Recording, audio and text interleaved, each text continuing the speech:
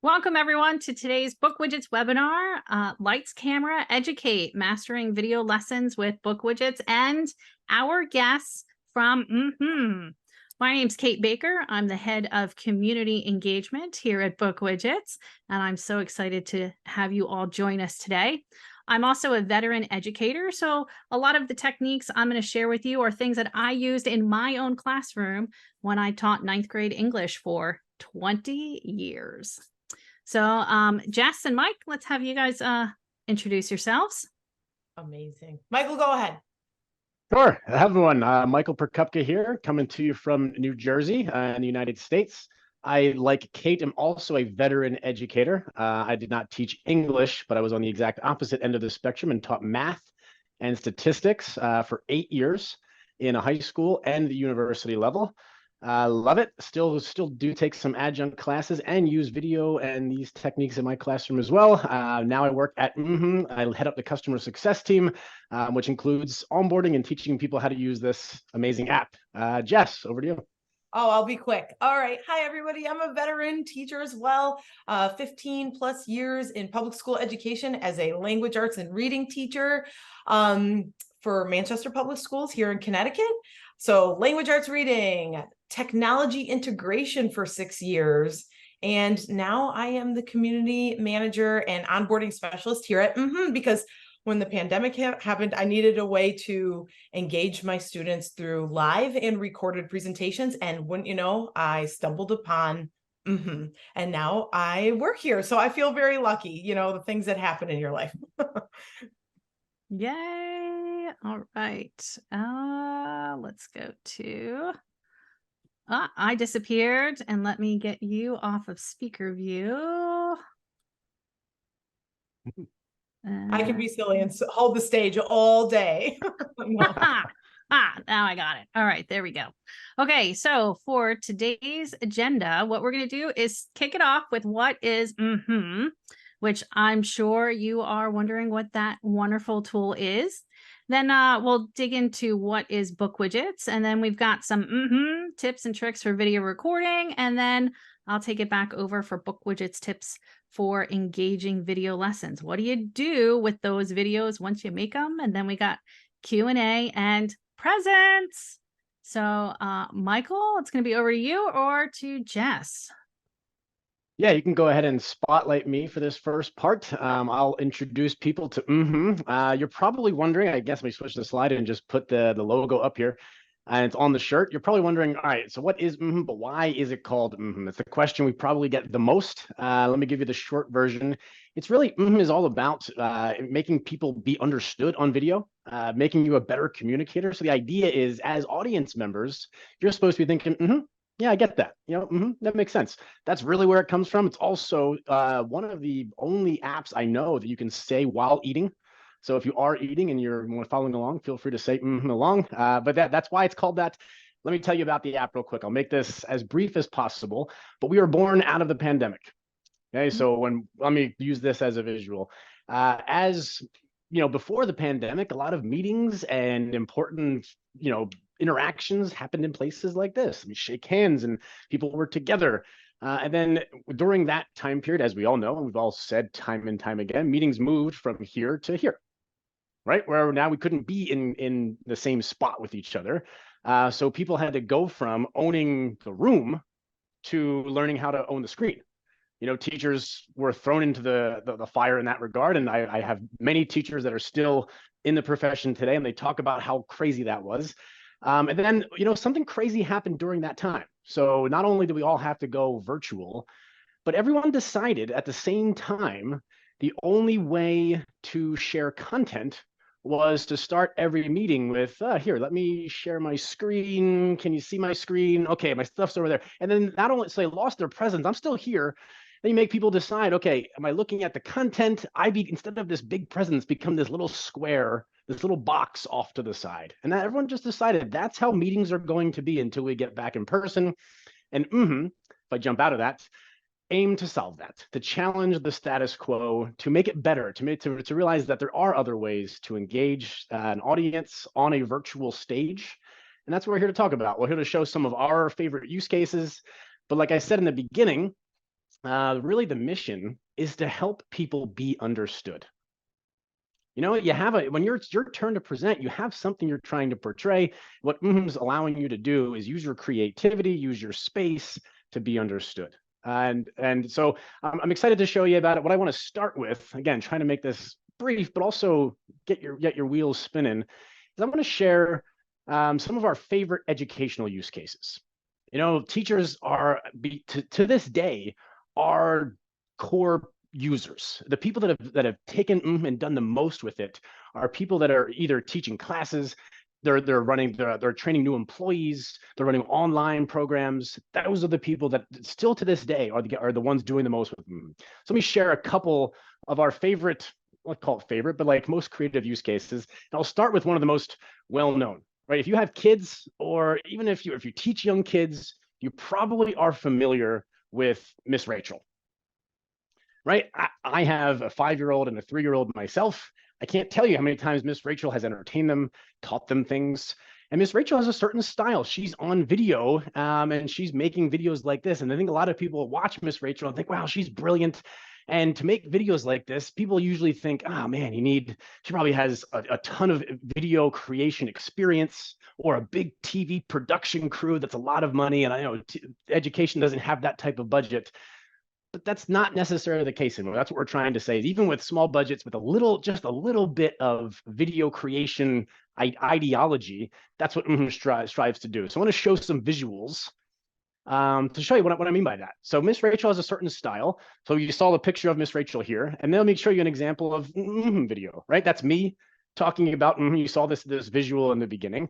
And it's the same concept. It's yourself, and you can be as big or as small as you want with content over your shoulder to help you deliver your message, to help you, delight your audience. That's what mmhmm's all about. So if I compare the two images, right, this is the idea behind it, is with a little bit of creativity, and you can make yourself look at it's very, very similar. And you might be thinking, all right, Michael, so what do you have going on behind the scenes to make that happen today? And I'll show you. I'll remove the covers. I'm not anywhere. There's no microphones hanging. I'm in a bedroom with nothing hanging up, not using any kind of green screen. But I'm able to, do things like this where I'm on screen showing you my visuals, displaying my message. That's the goal of mmhmm. And if you're, thinking, is it hard? Like, do I have to go take a class to learn mmhmm? What I wanted to show you next was actually, this is my 5-year-old son who uses mmhmm to make our video Christmas card every year. So he does this and he uses it, puts up his slides, like to jump out of boxes.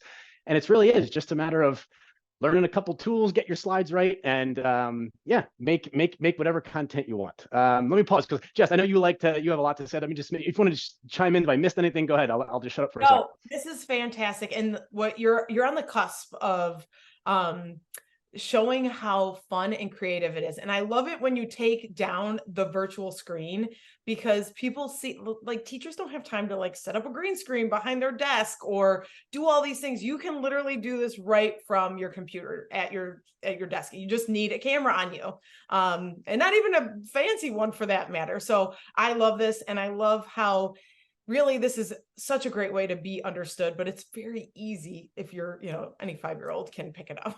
So here we go. Let's keep going. I want to see more examples. Perfect. So that's one example. And I think that's just like setting the stage. That's the idea behind it. Now let me show you some specific use cases. So I don't know if people sometimes I travel, or my kids love their iPad, right? They have an iPad. They like to play on it. So what I like to do sometimes is turn their storybooks into videos using mmhmm. So what I do is take their books and use my virtual background to put myself in their stories. Right. This is an example of Little Blue Truck, one of my son's favorite books. And what I can do is, if I get creative, is I can even not just stand here. I can make myself immersed, and I can be reading. Blue has friends both far and near, and I can be bouncing dad and read this book along. I can publish that video, put it on his iPad, and now he can just click the button and watch the video. I do every time we travel for work. I like to make these types of stories. And one of my favorites is my daughter has this book called My Good Night Book. And I like to read it before bed. She can pull it up and watch me read it to her in this engaging environment. One of my absolute, Jess, you probably heard me say this 15 times already, one of my absolute favorite things to do with this type of content. Just immerse yourself in it and make it really engaging. Then the next thing I would say is You can also just take students to like magical places, or just, delight people. It doesn't have to be students, it can be, or older learners, but you can delight people with a little bit of creativity, with some speaker, some presenter effects. Like, oh, it's a big storm coming, everyone get ready, get your rain jackets on. And that's just a presenter effect with a nice background with some imagery. You can say, hey, it's time for a game. Boom. Now I'm in a Game Boy. Let's play. Like this is just like a little bit of nostalgia, a little bit of creativity. You can take them to the Old West and tell a story about history or anything like that. It's just a little bit of, using your background, using some content, figuring out how you look on screen. Yeah, some of my absolute, just favorite creative things that teachers, like I said, who are usually creative, like to do with it. Again, Jess, I'll pause for it just in case there's anything I'm missing for you. Well, one thing that I think you're really demonstrating in a way is just how we crave connection and personality through the screen. Like anybody can do a screen recording, but it's when if you can quickly just play and be a little playful with your learners in that way, it really can it takes them farther, because you're connecting with them. They can see your personality. You're having fun, so they're having fun. I can't tell you how many times showing a fun video or just doing one little tweak to the beginning of one of my videos or presentations, how that sets the tone. And my students know that I've cared enough just to, they know we care, but like sometimes it's nice to put a little cherry on top. Totally agree. Totally agree. So 2 more quick things. I promise I'll hand it back to Kate. But I know that some people are thinking I'm a math teacher, and that doesn't seem like math involves this. I just want to show one quick tip for my math teachers out there that might be thinking, hey, how can I take this and do some problem solving, algebra and such? One of my absolute favorite things to do is grab my iPad, which I don't know if you have an iPad, but if you do, I can actually just put my iPad next to me. So that's a live view of my iPad. Take my Apple Pencil, pull up notes, and I can be, all right, let's do some algebra where I can do I can write on the screen like 4x plus 8 equals 20. Look around. Now we're going to subtract 8 from both sides. And again, it's just on screen with me. It's just a game changer for solving things like this. And it's just real time. So x equals 3, and it is boom. Let's move on to the next one. And I can't tell you how fun that is. So just wanted to show that for the math teachers, just using your iPad as a slide over your shoulder and in real time being able to problem solve. So wanted to show that for my math teachers. And the last thing I'll say is co-presenting. A lot of time it's you want to bring in a guest speaker. You want to be 2 people on the same box, and Jess and I will show this later. Also allows you, there's an example of 3 presenters in circle frames getting in on the same screen and doing creative things like this, where you can focus on 3 people and then, okay, now we're going to highlight 1 person to talk next and go from there. So yeah, and that is just as easy as inviting someone into my instance and making sure you're prepared. And I'll tease that one because we'll show that one later. So that is the overview and some of our favorite ways educators are leveraging in the classroom. We like to call it useful. It's fun and useful. That is awesome. I totally wish, because in the day of like making videos for flipped learning, I'm using my cell phone camera, I'm using my document camera, I'm using my, camera here on my laptop, and trying to hack together. You talk about green screen. I used to have this like thing that would attach to my chair, and it never stayed in place. So I love these tools, love them. And I can't wait to show off how we're going to be able to use with BookWidgets, but I probably should tell you a little bit about BookWidgets before we get to that point. So for those of you who are new and may not know what BookWidgets is a content creation and evaluation tool. What you get to do with BookWidgets is make your students' learning and thinking visible, and you get to support them from beginning to end of the learning process. And you actually get to harness a lot of your own creativity with BookWidgets in creating the content. So we have a widget library.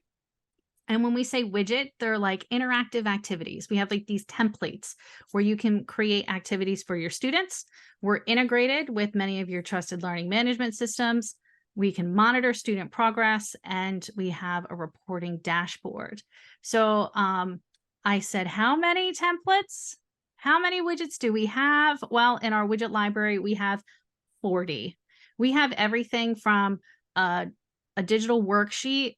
Okay, so you can take your paper worksheet and make it digital, but then we also have a video quiz where you can put in questions. So we'll be showcasing that in a little bit.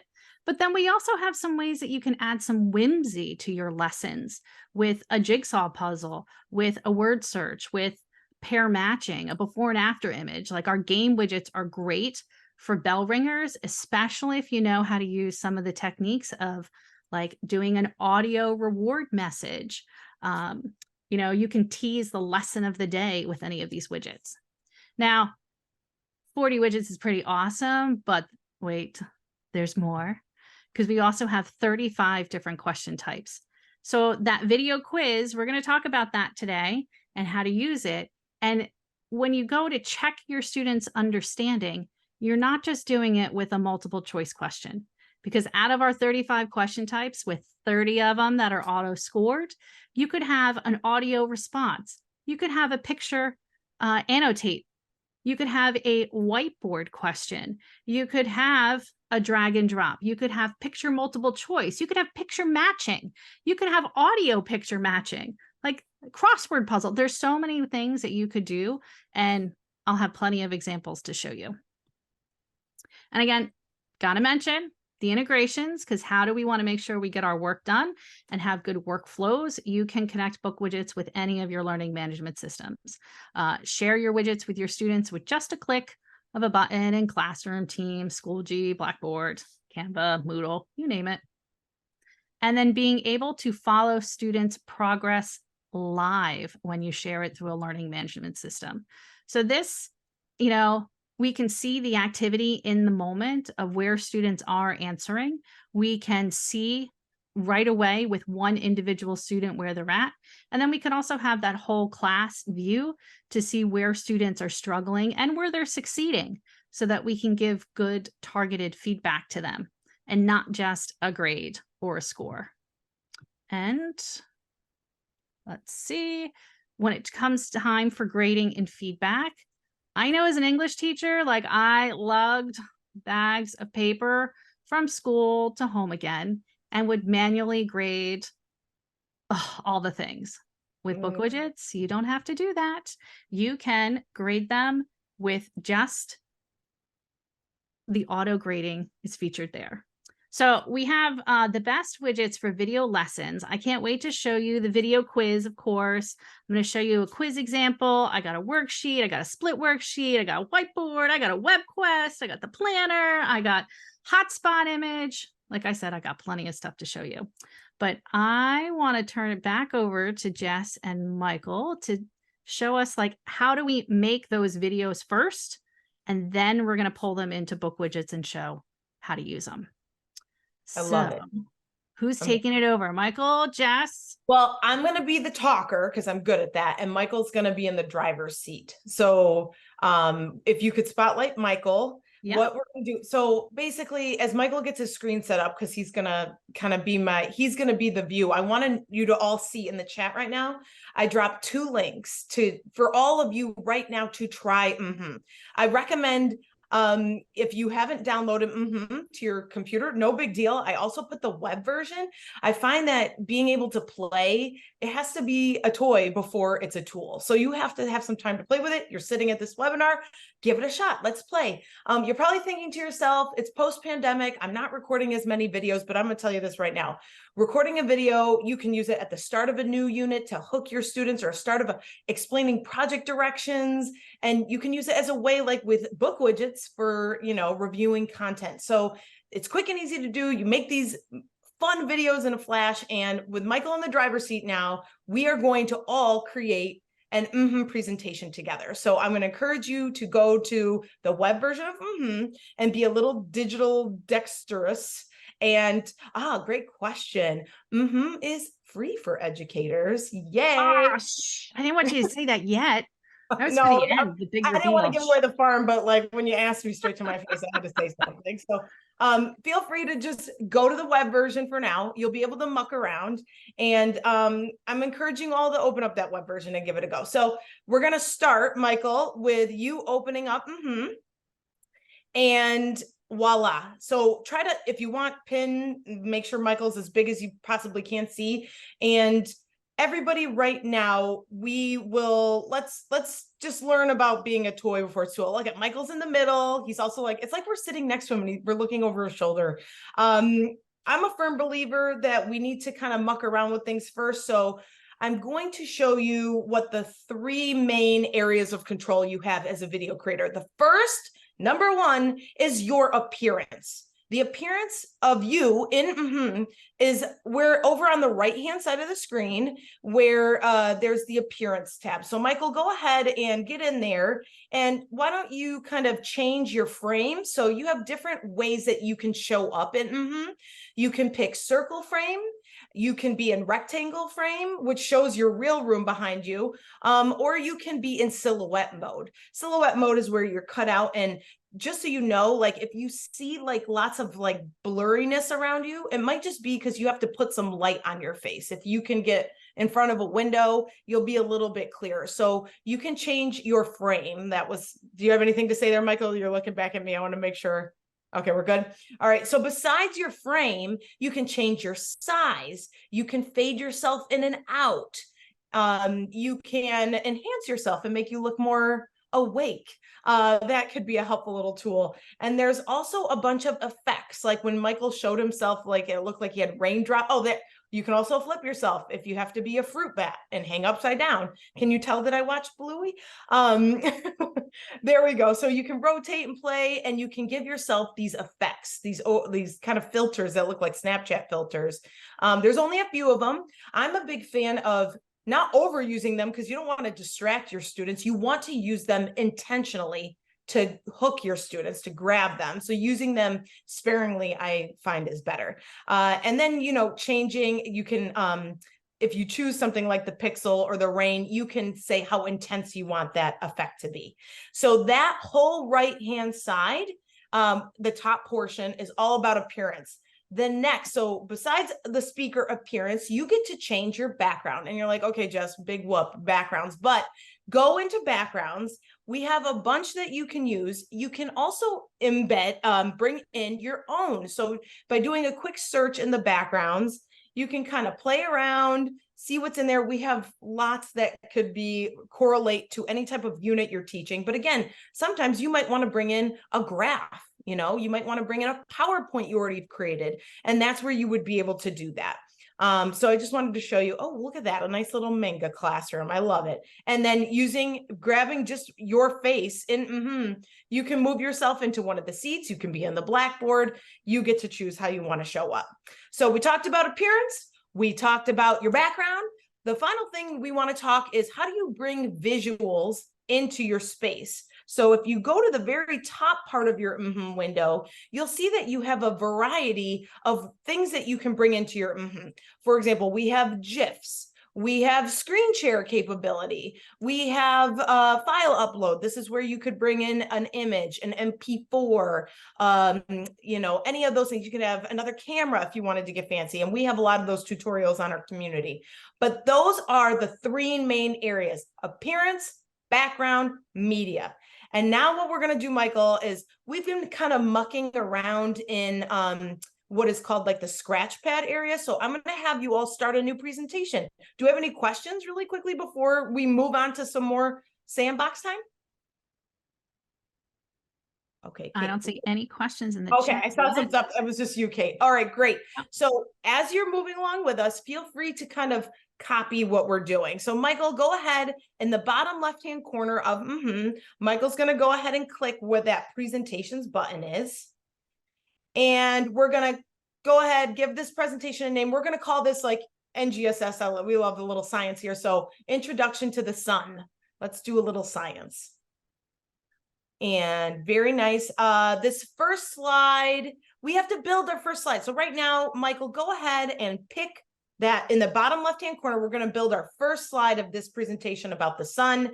And I want to hook my students. I want them to know when they look at this video that it has to do with outer space, the sun. I want you to go ahead into the background section and go ahead and do a search for space background.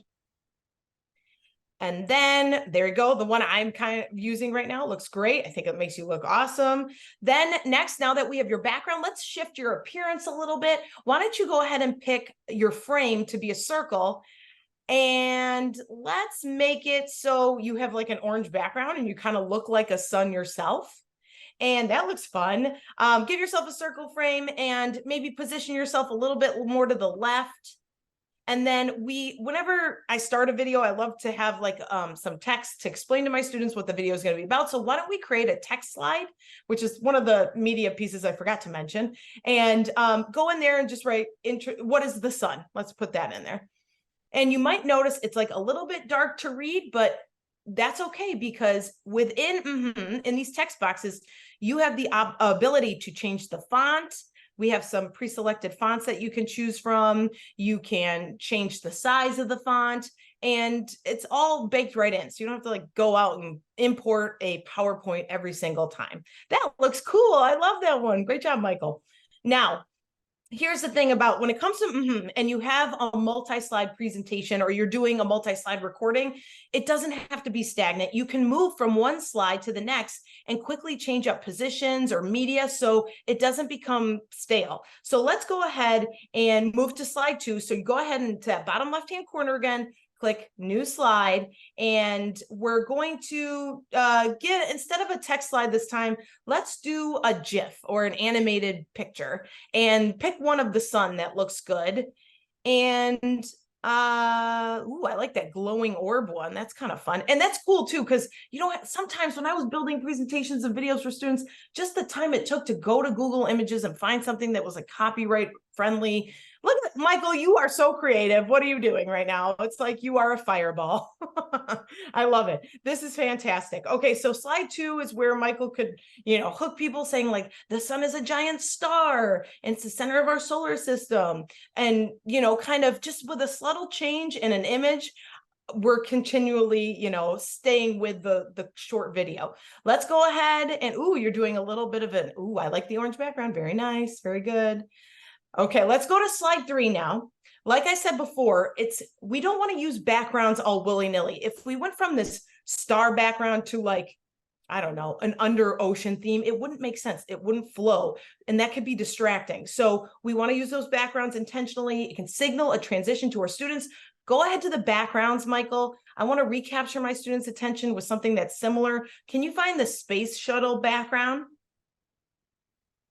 And this is where you might want to, and then change your appearance. Maybe you want to keep the orange globe, but to me, this kind of looks outer spacey. It kind of goes with the vibe.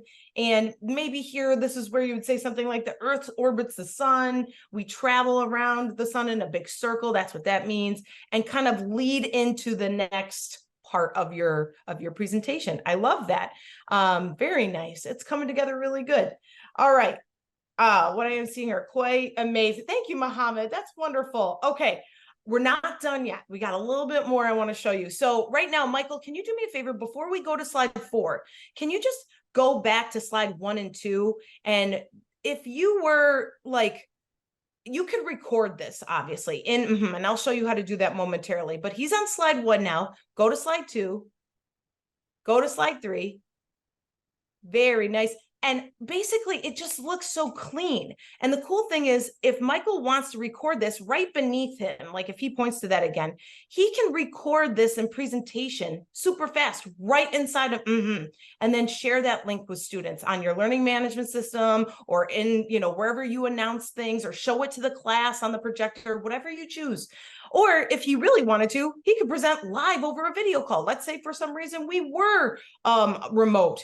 You could use this presentation live and just pipe it in through Zoom, kind of like Kate is, kind of like I'm doing right now. And I can float around and change my very quickly. So I just want you to know that is not just for recorded, it's also for live. If you have a really important, meeting to give, you can use it live.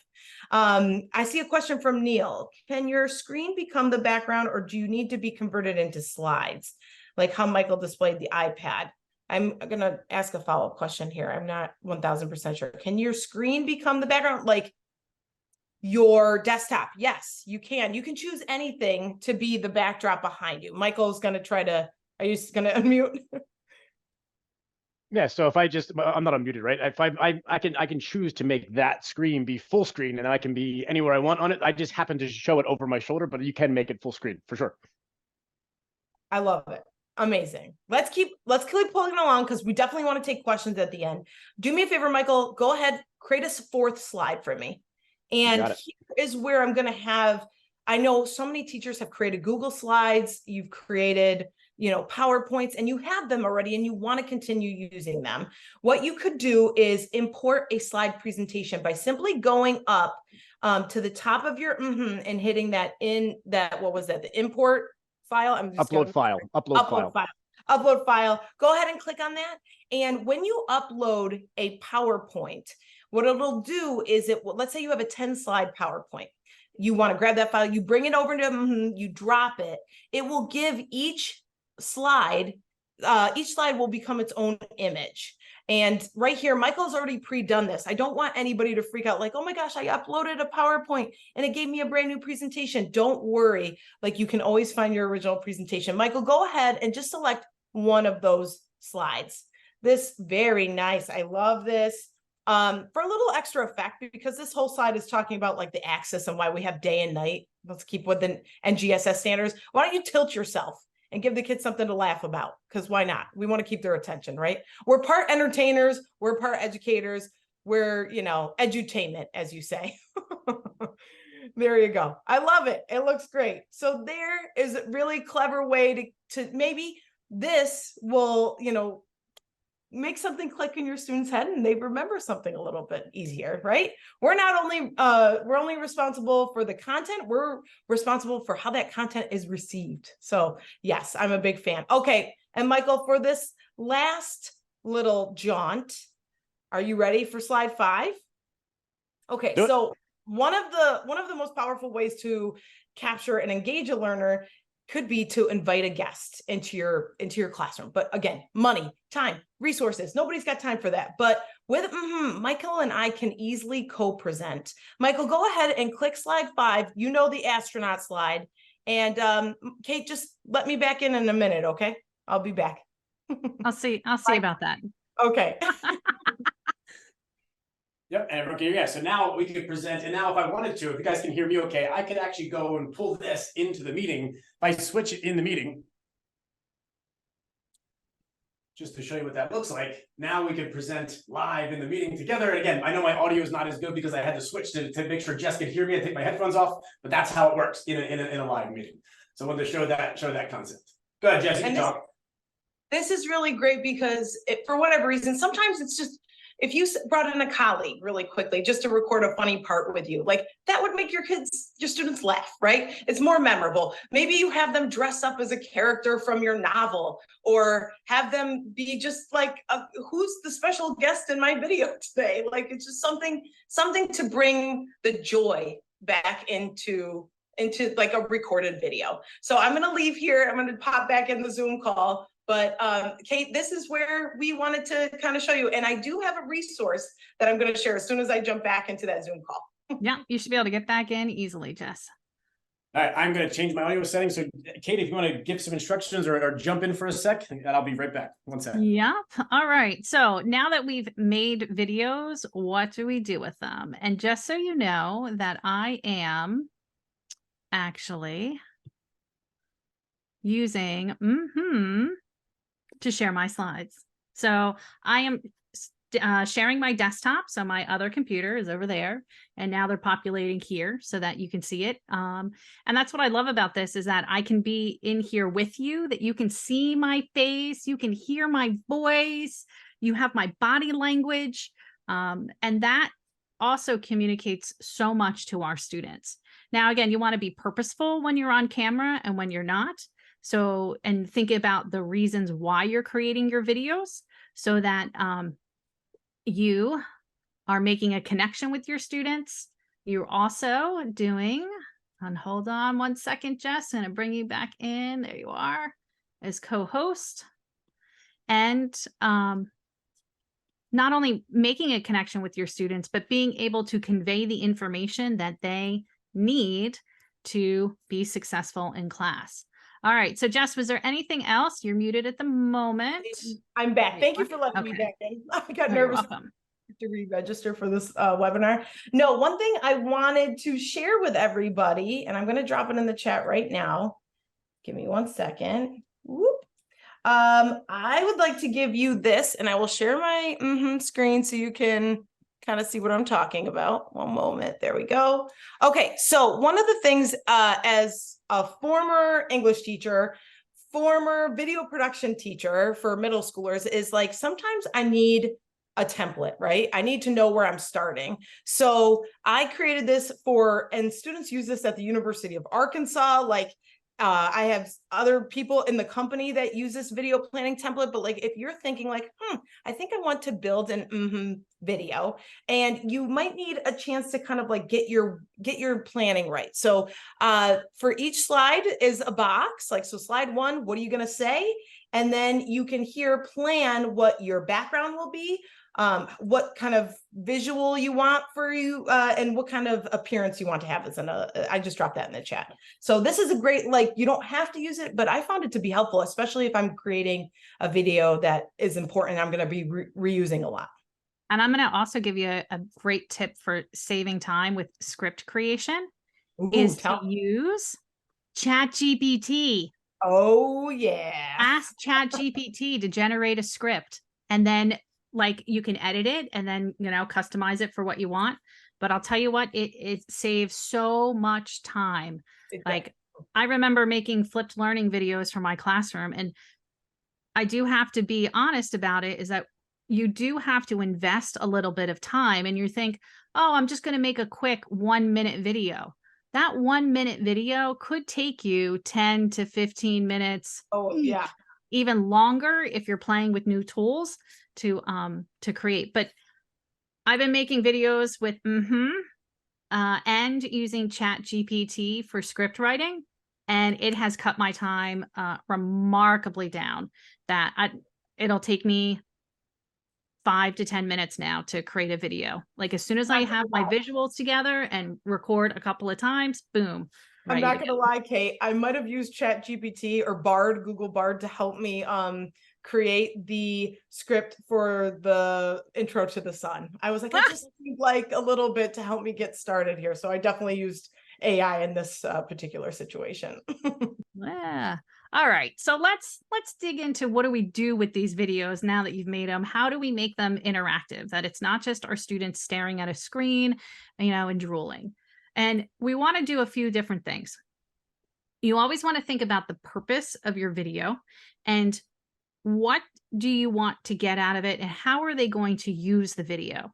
So as I'm going to show you a bunch of different widget examples, so, you know, where you can incorporate the videos inside of BookWidgets. My favorite one is the video quiz, which I've mentioned. And I'm not going to go through every single example here, but what I do want you to see, and you're going to get these slides in an email after the fact, what you will be able to see is these links will be clickable, so you can go check all these examples on your own. So this is a video quiz that I created for my students, and it's my class expectations. Now, this video is a little on the long side. It's at 9 minutes, but what I'm doing is talking through what my expectations are for my class. Welcome to English 9 with Mrs. Baker. Today, I'm going to tell you about the class expectation. Okay, so, you know, what am I going to use for visuals? Well, I created a slide as my title slide. And then as I, you know, move along with the video, all I'm doing is pulling up my document that I usually print and photocopy and give to students. I just pull that up here, and then I just talk through it. Now, when you want to check their understanding in the moment, that's where the video will pause. And then now you can go and use any of the 36 question types, with 30 of them auto-scored, to check their understanding. So the first day of school, I don't have to stand there in front of my classroom reading the laundry list of expectations and rules. I can jump right into an activity with them and then let them do this class expectations video quiz on their own at home. and they can, do multiple choice, multi-select. We got matching. I even have an audio record question in here where I ask them. And I'm just skipping through the questions here so that you can see what the question types are like.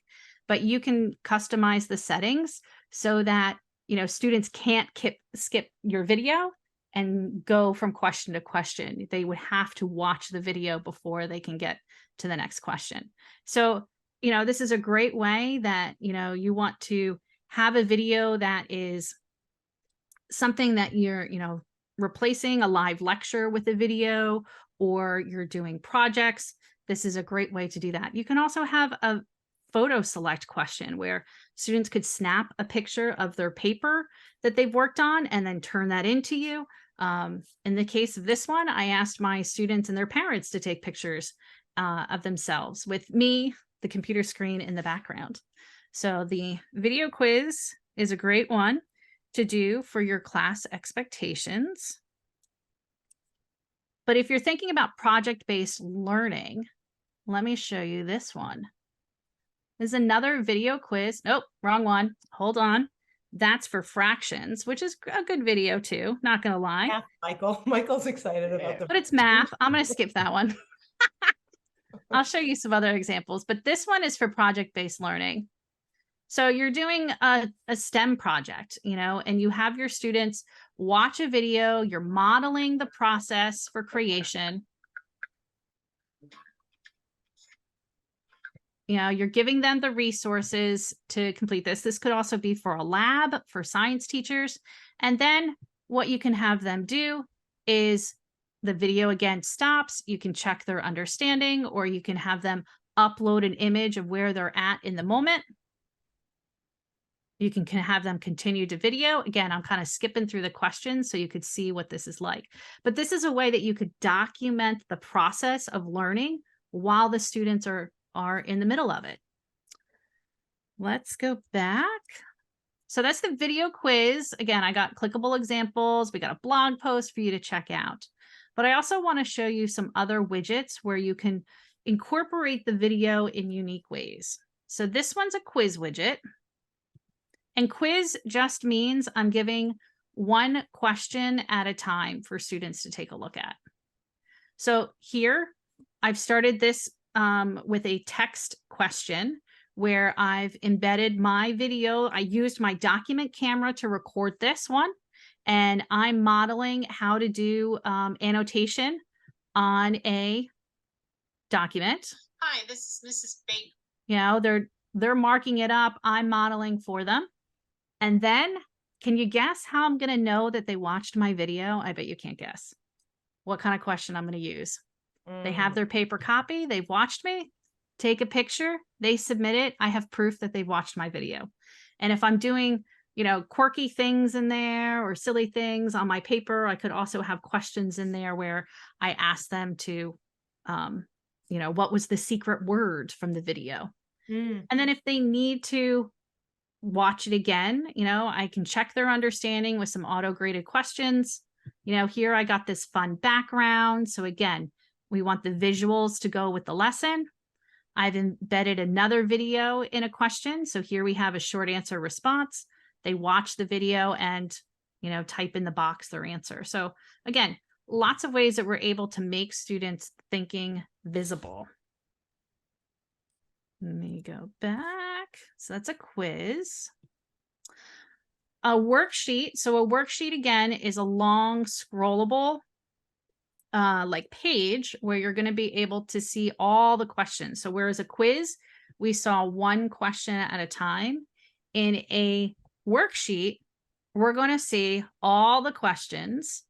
And this particular widget has every single question type. Do you remember how many I said? 36 question types are all here to check your students' understanding. So again, this will be something that you can play with.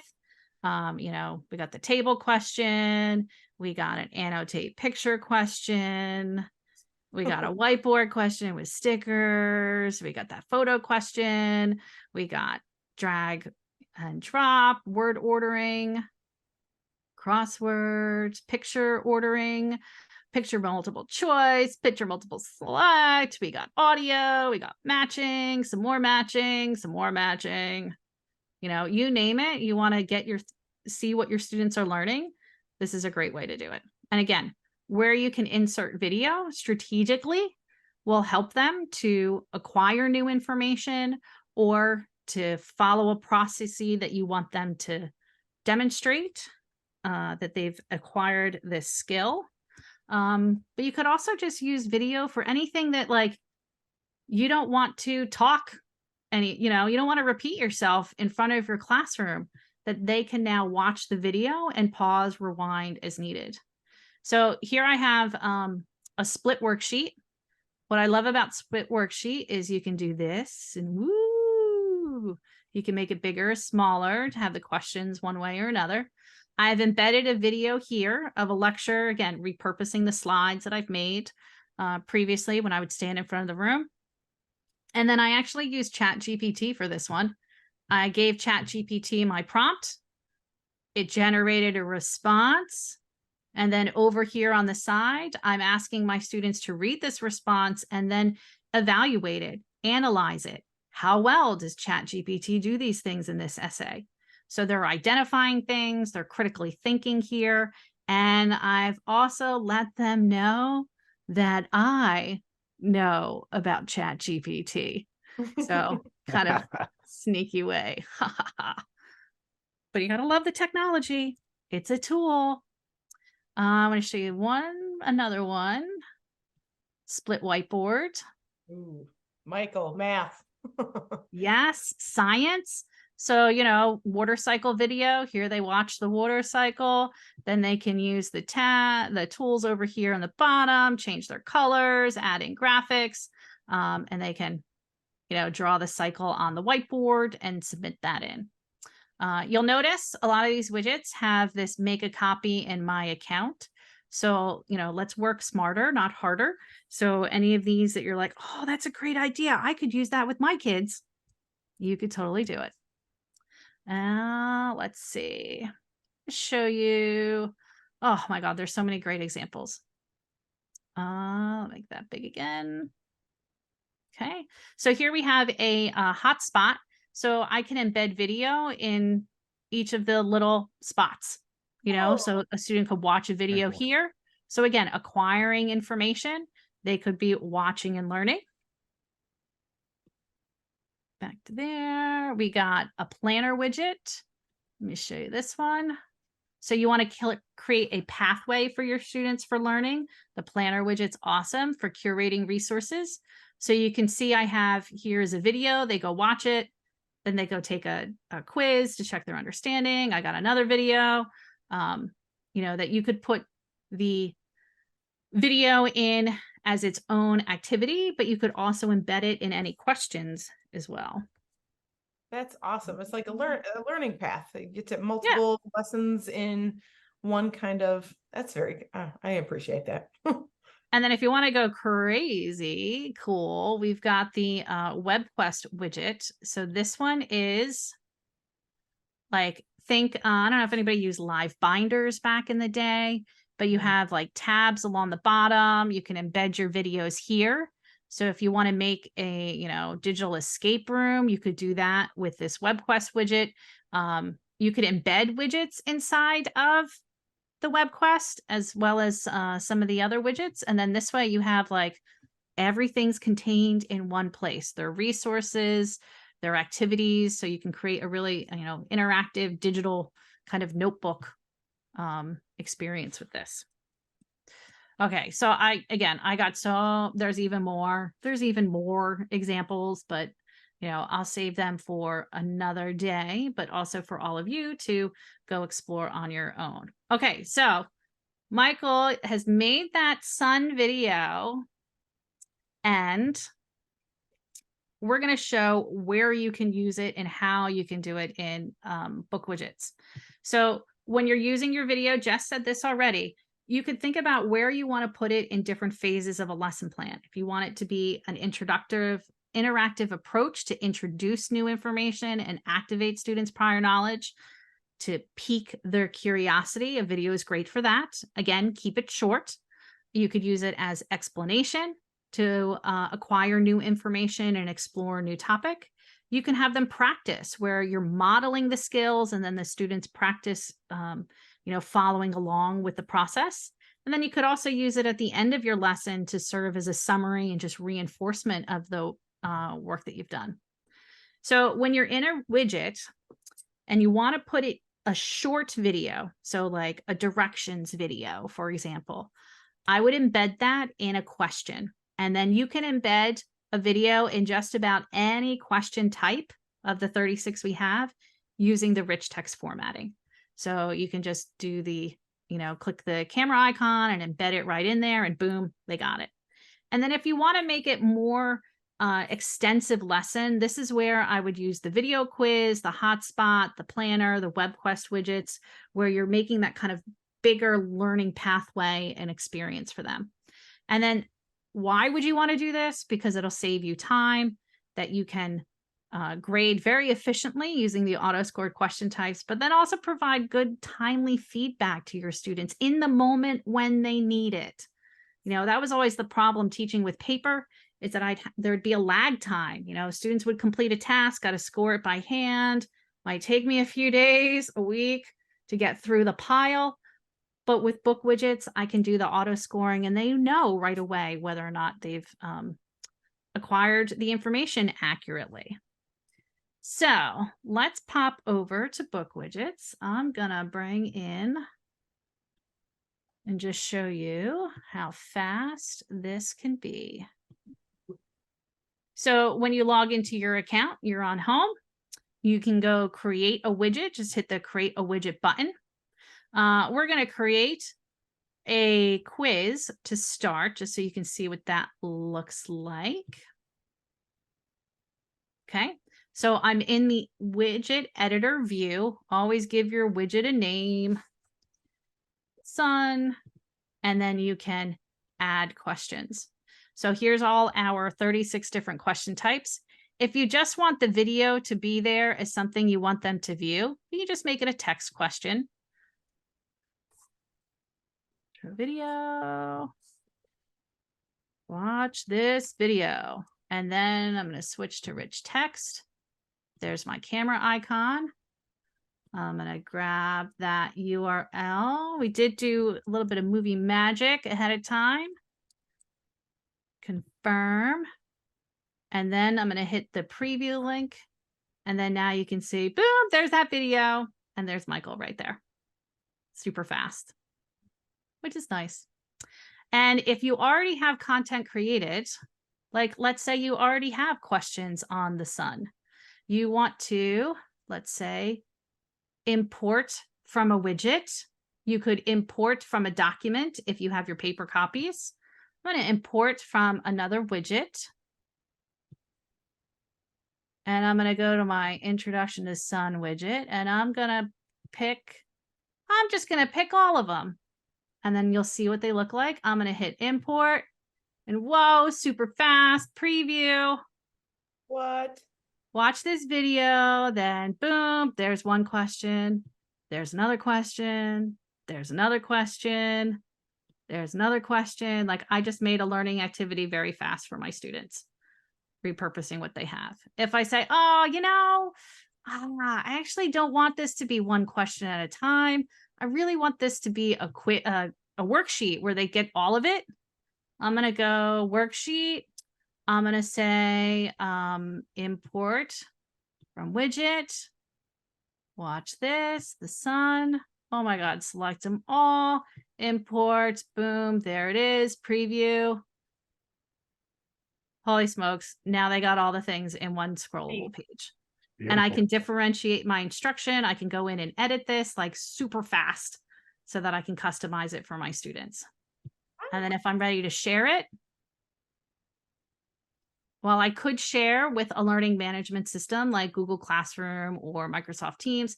Super fast and easy. Boom, I'm going to grab the link. I'm going to drop it in the chat here for Zoom. And you all could go take that widget right now, and you could show me that you know the sun. Hope I know. English teacher. No, I know this. But wait, one last one.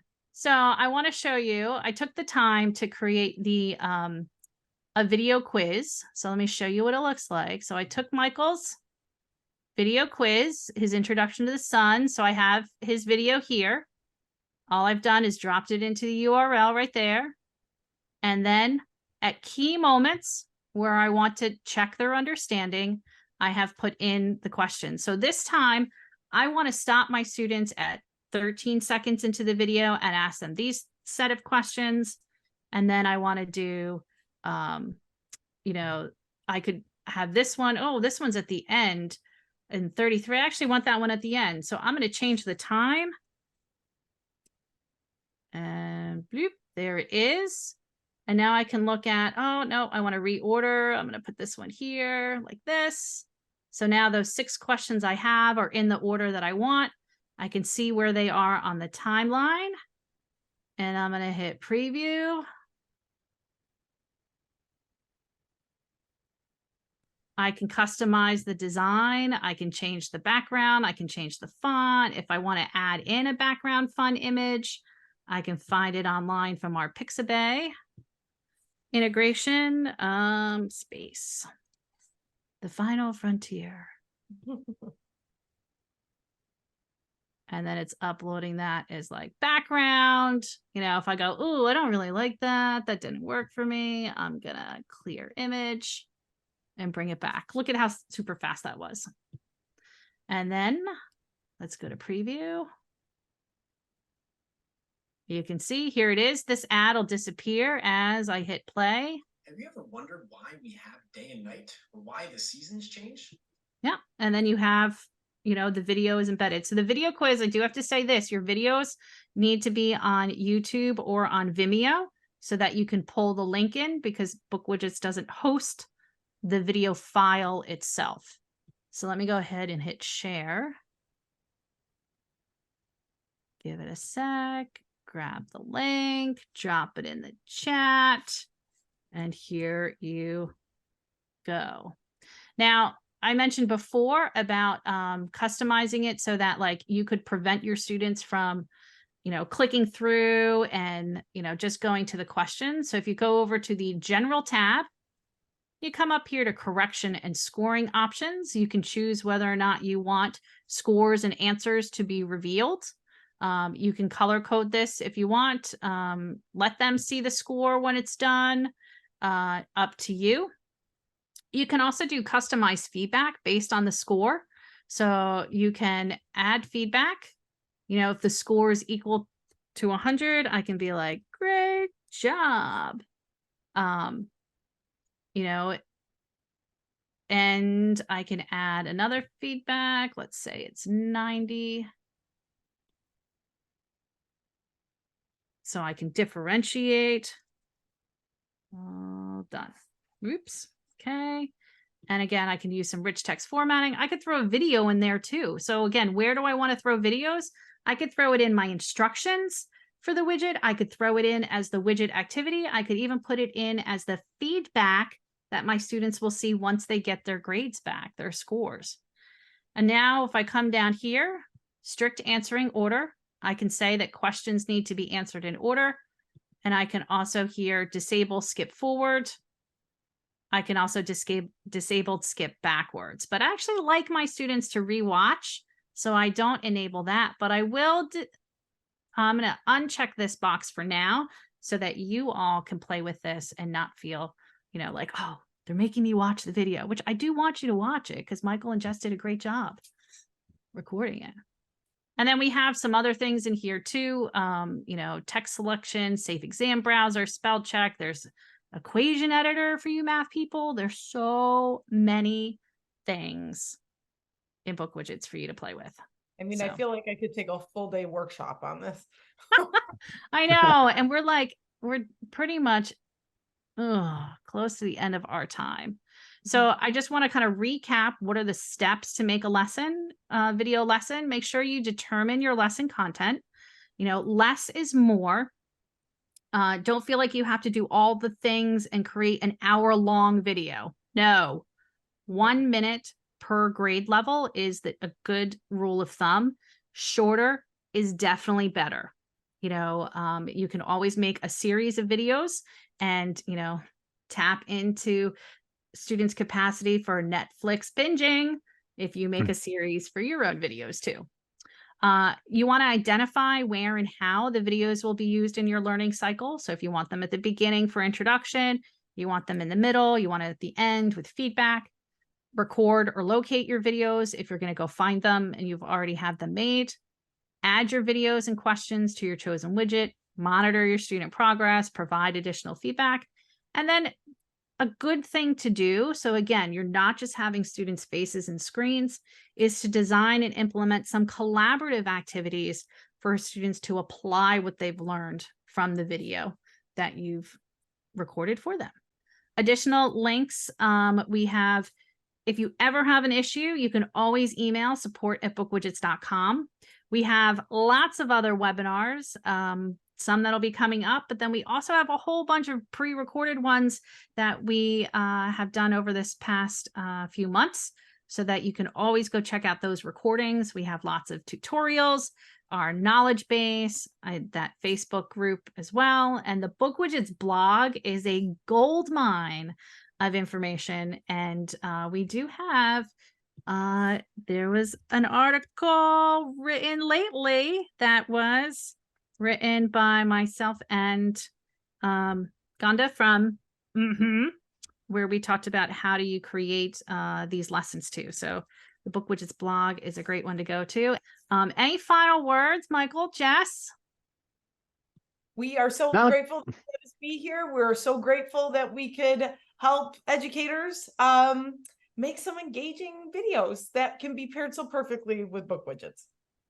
Absolutely. Thank you so much for having us. There was one question in the chat about, can you preset your slides so you don't have to do it on the fly? And yes, absolutely. That's the whole idea. Everything we made today was pre-made. So yes, absolutely. And thank you so much. I hope people enjoyed the presentation. Kate, thank you so much. You are very, very welcome. So we are so glad our roads crossed.